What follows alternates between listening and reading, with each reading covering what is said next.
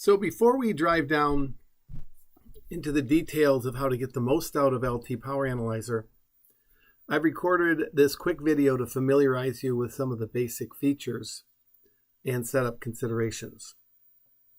What I have here is LTPowerAnalyzer connected to a MAX 20098 synchronous buck controller. And I have a second M2K operating with the software Scopy to look at the switch node and the output voltage.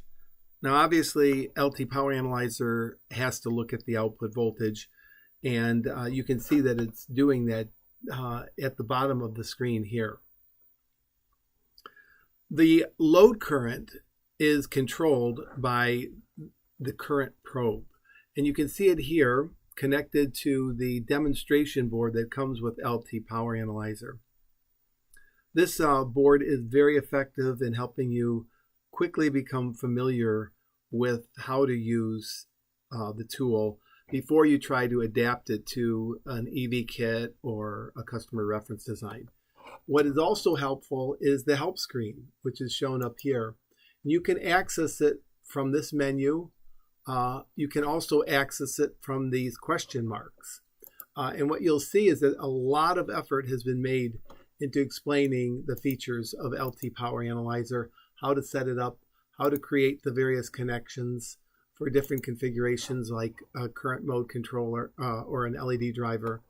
And I'd highly encourage you to use these to get a solid understanding of how to get the most out of LTPowerAnalyzer.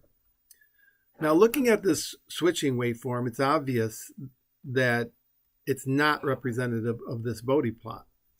And the reason it is because it's operating in frequency foldback mode. You see, a Bodhi plot is a small signal linear analysis, and it's only meaningful if the converter is running in continuous conduction mode or discontinuous conduction mode. So the LTPowerAnalyzer has these current probes that can be actually used to create transient load steps, very fast transient load steps, but it can also be used as a DC load current. So what I'm going to do is I'm going to come over to this screen and click on this menu and select a current. And as soon as I enable it, you'll see the screen over here change. And now I'm operating in continuous conduction mode, and that's how you're able to generate, a Bodhi plot like this. Now you'll also need a very good interface cable, which is shown here.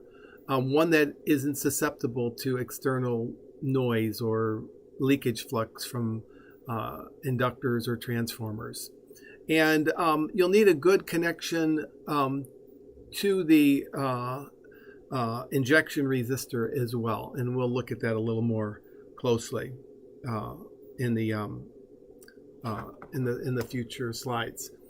We also need to make sure that we create a small enough signal to generate, to avoid creating nonlinearities in the Bodhi plot.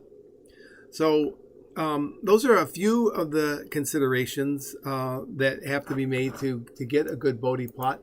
But once you do, you can change your compensation. You can append multiple waveforms to compare one compensation to the other.